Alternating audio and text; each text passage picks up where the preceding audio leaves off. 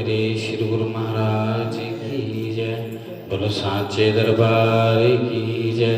बोलो श्री नगली निवासी भगवान की जय। बोलो श्री परमहंस दयाल जी महाराज की जय। गुरुर्ब्रह्मा गुरुर्विष्णु गुरुर्देवो महेश्वरा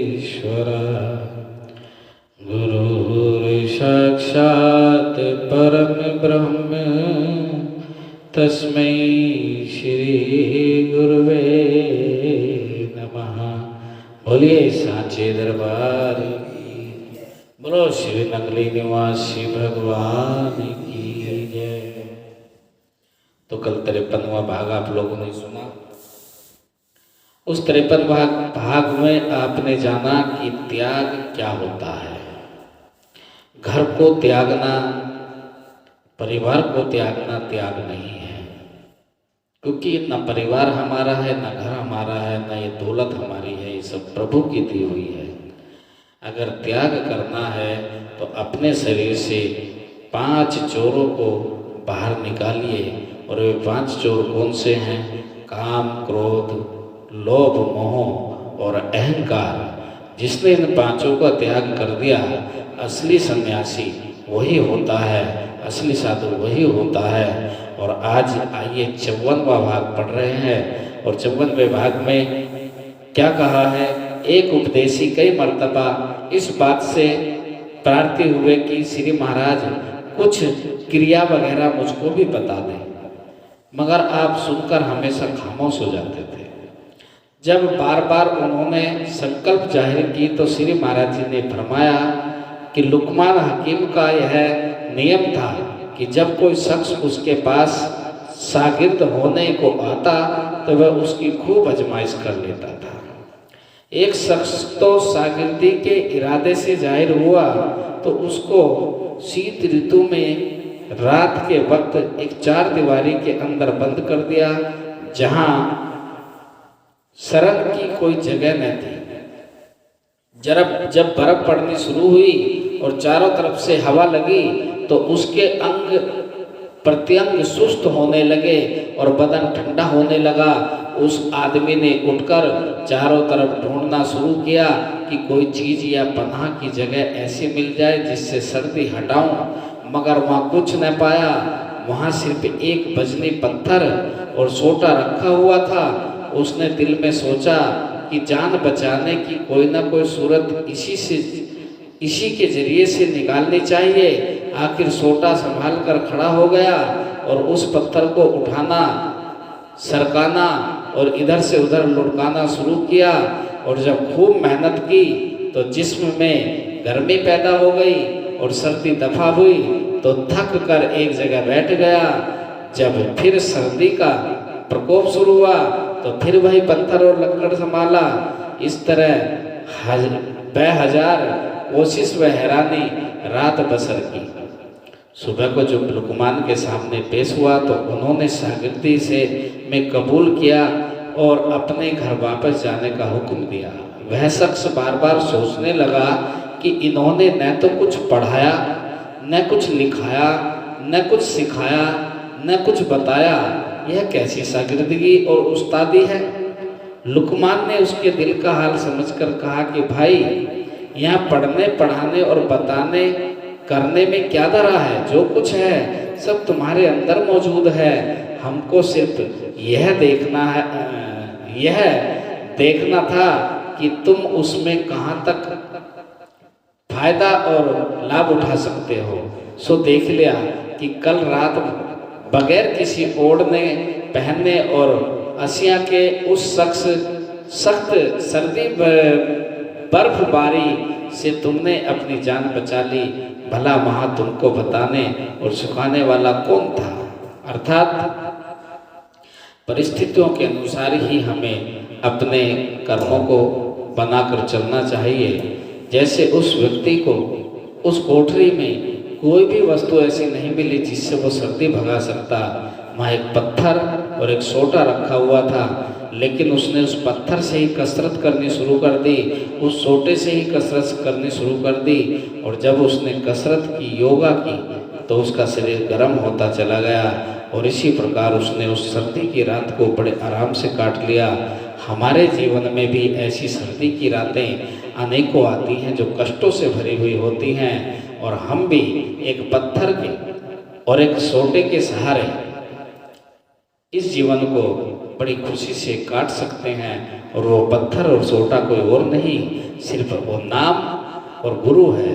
अगर हम गुरु का सहारा लेकर, गुरु के बताए हुए मार्ग पर चलकर उस नाम का स्मरण करें, तो निश्चित ही हमारे जीवन में कभी संकट नहीं आएगा। एक रोज इरशाद हुआ कि अतीत में एक ब्राह्मण ने 1000 साल तक विष्णु की भक्ति की। विष्णु महाराज ने प्रत्यक्ष आनकर यह बात कही कि ए ब्राह्मण, तेरी इस कदर इबादत से मेरे और तेरे भिन्नता पैदा होती है, क्योंकि अंदर और बाहर से तेरे में हूँ, तू नहीं।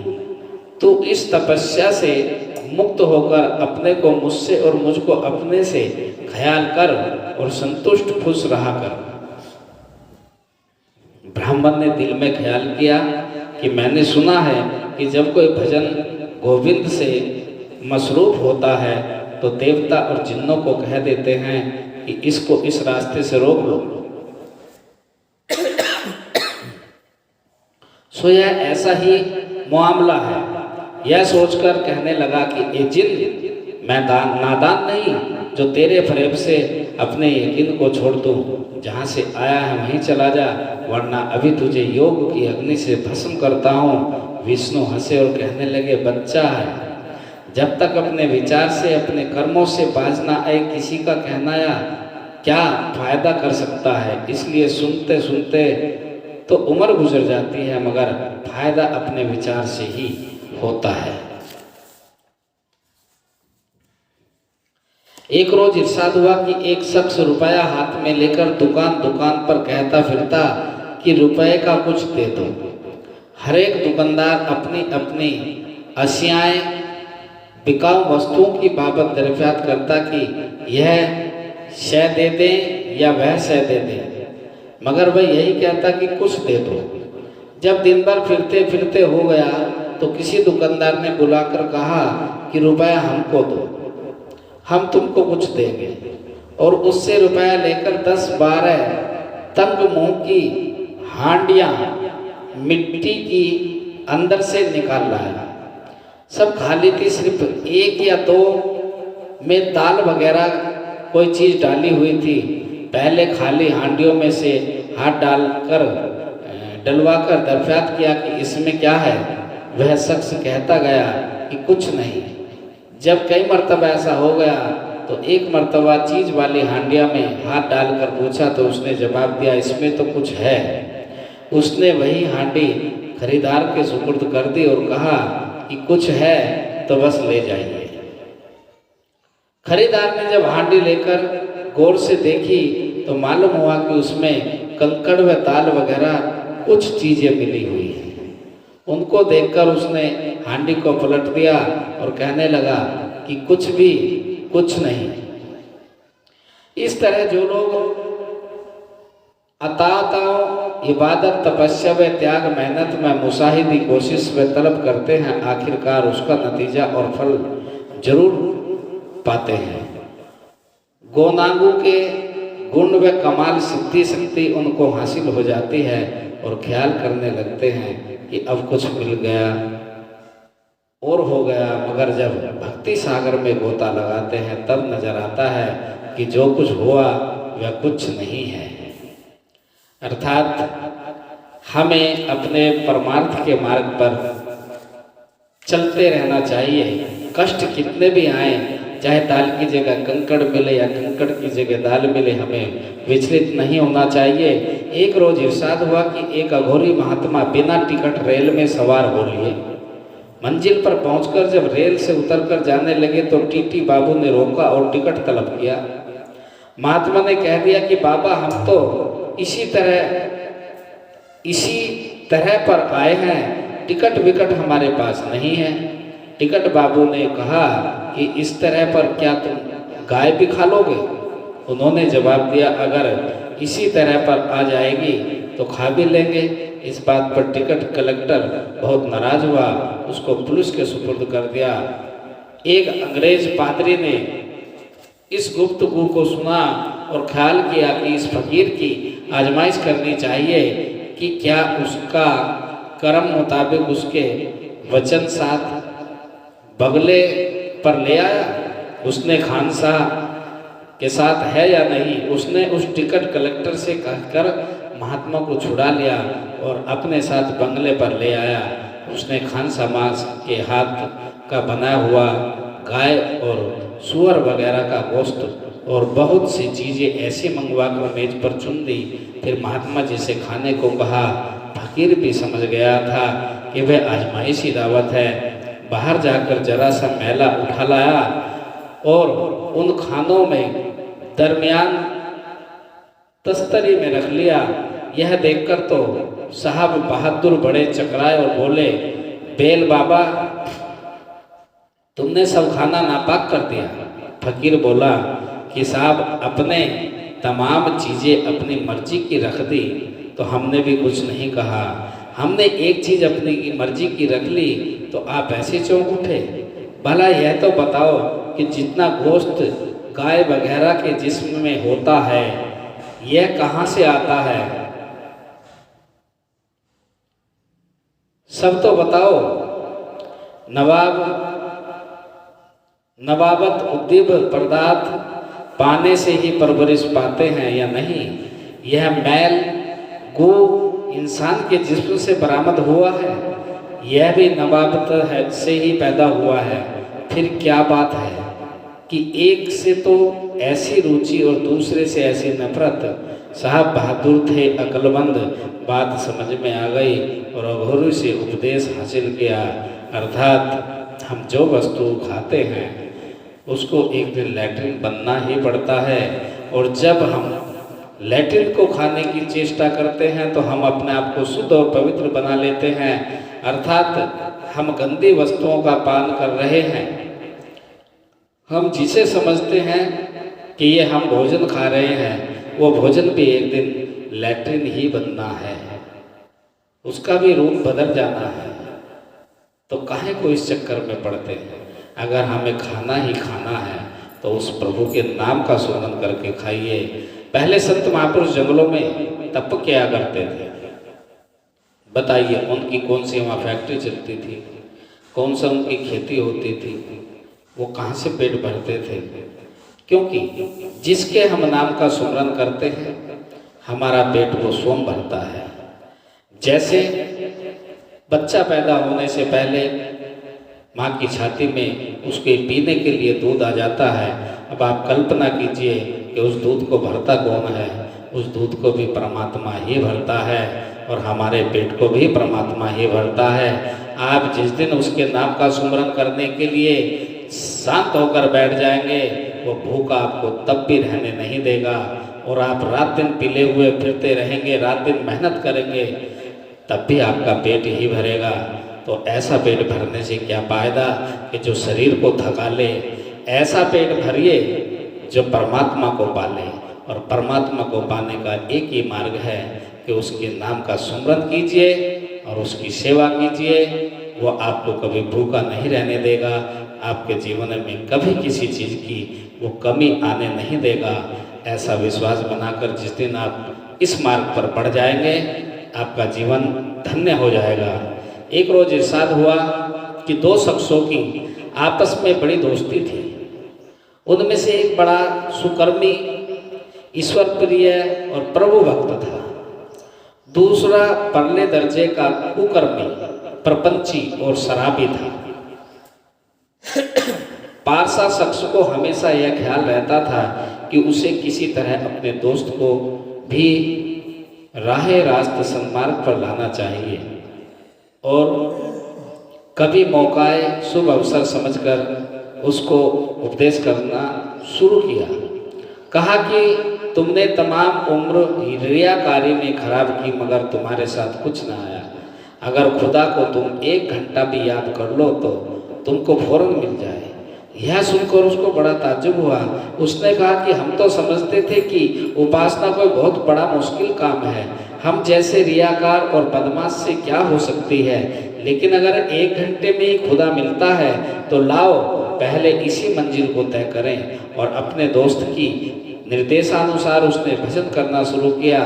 चूंकि बुरे कर्मों का भोग पूरा हो चुका था, इसलिए कुछ ऐसी प्रवृत्ति हुई कि घंटे भर के बाद श्री कृष्ण महाराज के दर्शन हुए और उनके रूप अनूप की छवि देखकर बेखुद हो गया और लपक कर उनका हाथ पकड़ लिया और अपने दोस्त को पुकारने लगा कि भाई परमेश्वर मिल गया।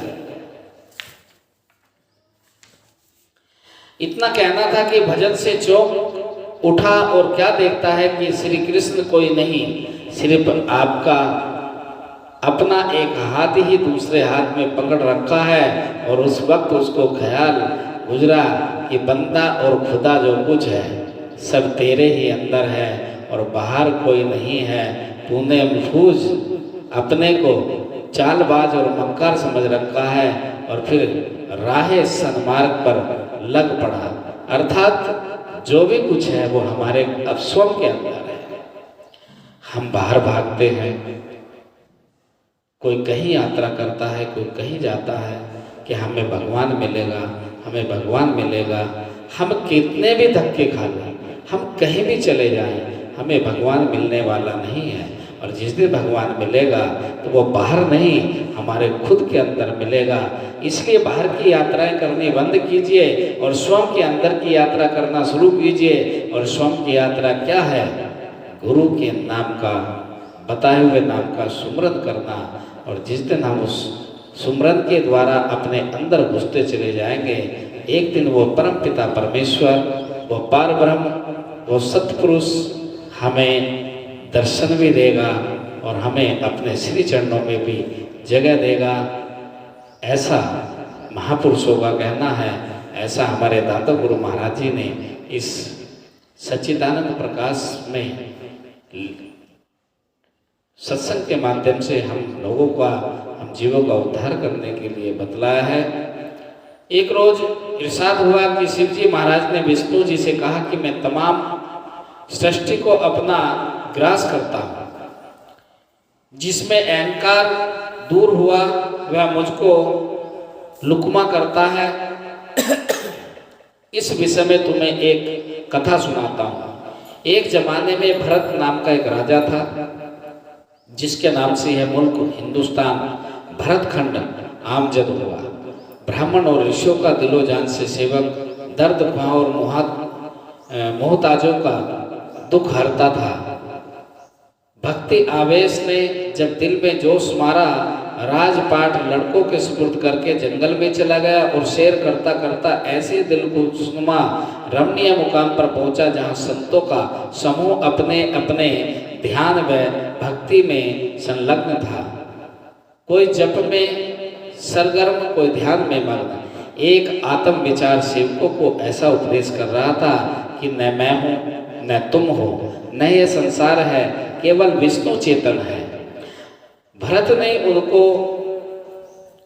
निहायत आदर से नमस्कार की और कहने लगे कि महाराज, मुझको इस संसार से वैराग्य हो गया है और अब मैं आपकी शरण में आया हूँ, मुझे कुछ ज्ञानोपदेश दीजिए।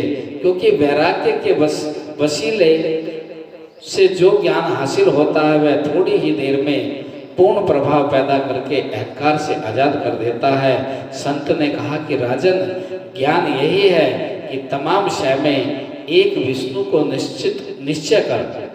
भरत ने यह सुनकर तमाम सांसारिक वैभव में विष्णु को निश्चय किया और आनंद से जंगल में रहने लगा।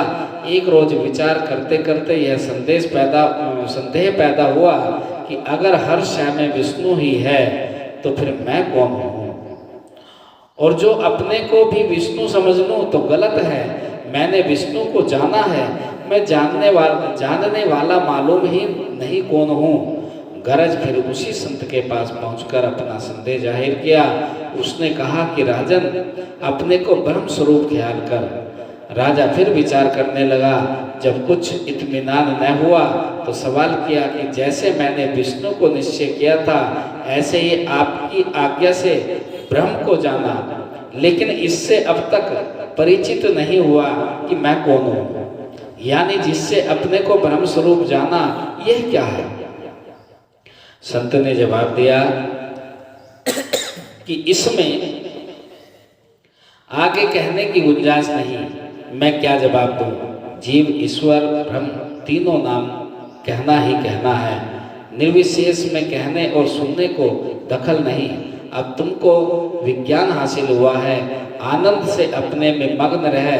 यह जो कहते हो ना कि मेरा हाथ है या मेरी आँख है या मेरा देखना, जो कुछ नज़र से देखा जाता है झूठ है। असल देखना वही है जो नज़र से श्रेष्ठ है, और जो देखना है वही न देखना है, क्योंकि आदि व अंत उसका अव्यक्त है, यानी कहने से बाहर, और यही तेरा रूप है। राजा ने कहा कि अगर मैं अव्यक्त हूँ और यही अव्यक्त मैं रूप है जो जब मैं ख्वाहिश करता हूँ कि इस वक्त यह शय मौजूद हो जाए तो क्यों नहीं होती। संत ने कहा कि ए राजा, आरजू व दलील चित्त की है और तुम अचित्त हो, फिर किस तरह ख्वाहिश पूरी हो, क्योंकि निरंजन की बात से जो कुछ पैदा हो वह भी निरंजन है। भरत यह सुनकर स्वरूप में लीन हुआ। ये विष्णु, एक वक्त धर्मराज ने काल को इजाजत दी कि भरत को मेरे पास लाओ। आदेश पूर्ति के लिए भरत के पास गया, देखा भरत के बाहर भीतर में भगवान ज्योतित है, भरत का नामो निशान भी नहीं। हैरान हुआ, अब मैं किससे को अपने जिस्म से जुदा करूं और क्या मुंह लेकर धर्मराज के दरबार में जाऊं। आखिर धर्मराज के पास जाकर उचित कारण बयान किया और कहने लगा कि जब तक तू संतों को कत्ल नहीं करता तेरे हुक्म का रोब कभी न बैठेगा। यह गिरोह हमेशा लोगों को तेरे पंजे में से आज़ादी दिलाता है। धर्मराज यह सुनकर काल सहित के मेरे पास आया और कहा कि महाराज, भरत हमारे हाथ से गया, काल उसके शरीर का कुछ नहीं कर सकते, कहो अब हम क्या करें।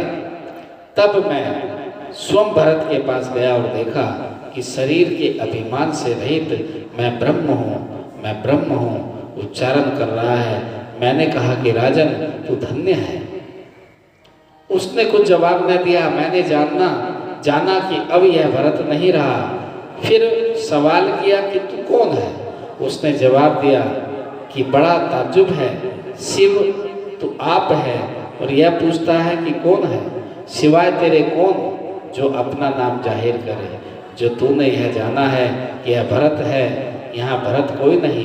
भरत तो काल ने खाया और मैंने काल का भक्षण किया, क्योंकि भरत अज्ञान को कहते हैं, उसको काल रूपी ज्ञान ने खा लिया और उस काल रूपी ज्ञान को मैंने विलीन किया, इसलिए विज्ञान रूप हूँ।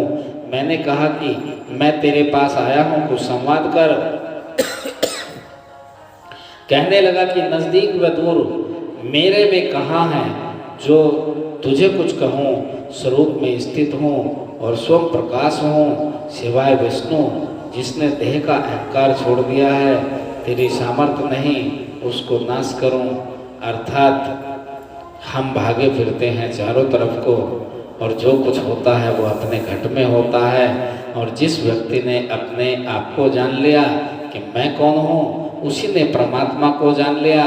और जब तक हम अपने आप को नहीं जानते, तो जो व्यक्ति खुद को नहीं जान पाया वो भगवान को क्या जानेगा।